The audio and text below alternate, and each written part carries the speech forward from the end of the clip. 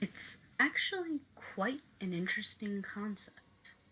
For those little pass it on messages, I mean.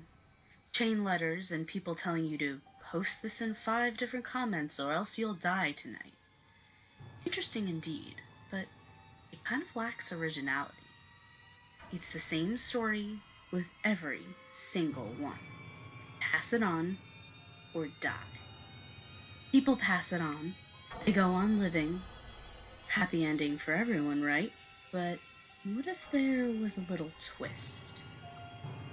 Let's just say, for argument's sake, there's a photo out there. It definitely isn't one of those can't find it anywhere else type of pictures. It's actually really easy to find. Just use your chosen search engine and type in black and white photo of twins. You should receive a variety of different black and white photos of twins from all eras. But let me help and tell you what you're looking for. You want to look for the picture of 2 twin girls. They're wearing black dresses and white headbands. The twin on the left has a straight face, while the one on the right is smiling slightly. You found it? Great. Now, as you can see, there's nothing particularly unnerving about this photo.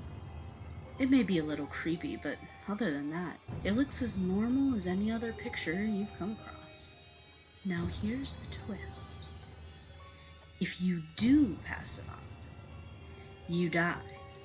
I know most of you would leave the picture be, but let me elaborate what happens when you don't pass this picture on to someone else. If you leave it alone after seeing it, you'll have nightmares. I know, it doesn't sound as bad as compared to the alternative, but trust me, it gets a lot worse from there. It'll start with something simple. You'll see the twins stand side by side in the darkness. The twin on the left will leave, and you'll be left alone with the smiling twin. And just before you wake up, she'll whisper, "Pass it on," as her smile widens ever so slightly. I know, it doesn't sound like much of a nightmare, first of many. And with each new nightmare, things change.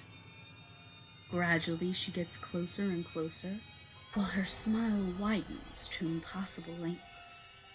You can't help but feel greatly disturbed and unsafe. You try to wake yourself up, you try to move, but nothing works. You're trapped.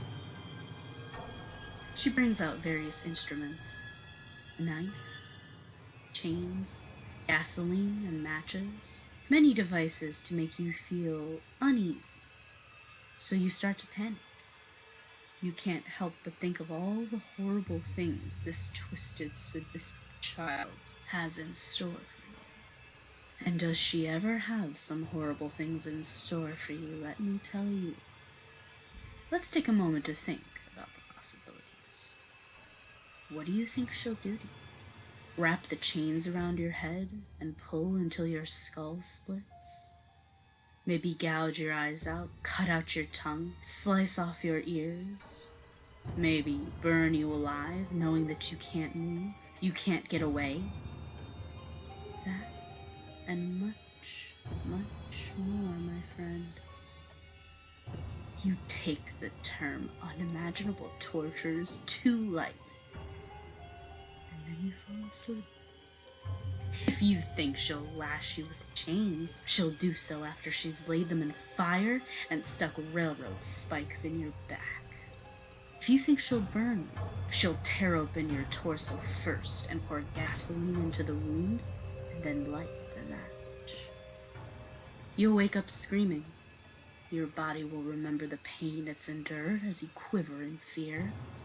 And every time you wake up, you notice subtle differences about your body.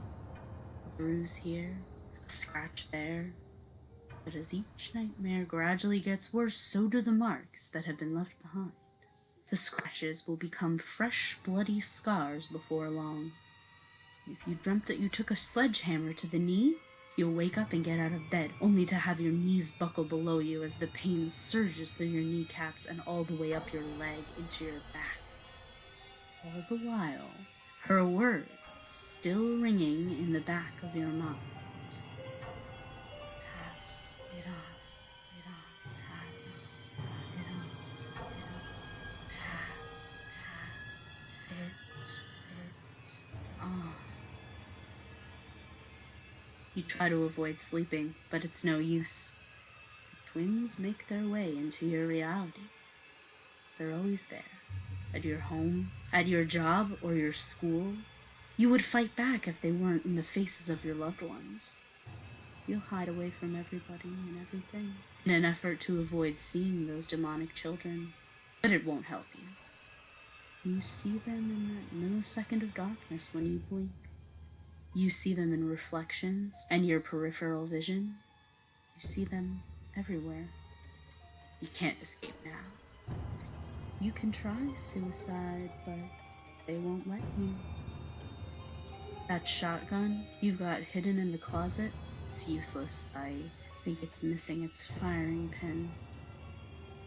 Variety of all the medicines and pills you take, that won't help you either. You just can't seem to hold them down long enough for them to take effect, can you? Soon enough, you won't be able to distinguish your dreams from reality. You will wake from one torture only to be greeted with another. You've given the twins a very great new playmate. And do they ever like to play? Well, at least one does. While one plays with you, the other will stand there watching, not heeding your cries for help, not doing anything. She'll stand and simply chant the words, pass it on, over and over again. There's no happy ending to be had here. If you think otherwise, you're just as naive as those before you.